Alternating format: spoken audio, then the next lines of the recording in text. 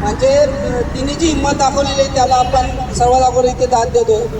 आणि जसं किशोरनी सांगितलं की मी इथला स्थानिक नाही आहे किंवा मी आगरी कोली कराडी समाजाचा नाही आहे, तर मी थोडंसं प्रकाश टाकतो इथे की बघा दिबा पाटलाने जो स्त्रीगुण हत्या कायदा लागू केला किंवा 12.5% हा जो कायदा इथे लागू केला, तो कायदा आज पूर्ण जगभरामध्ये लागू झालेला आहे.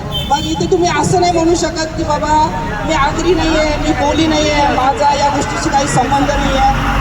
असा इथे काही विषय नाही आहे. सर्वांनी लक्षात घ्या, दिबा पाटील ही जी व्यक्ती आहे ही एक देवरूपी व्यक्ती आमच्या समाजामध्ये आमच्या मातीमध्ये जन्माला आली, याचा आम्हाला खूप मोठा अभिमान आहे.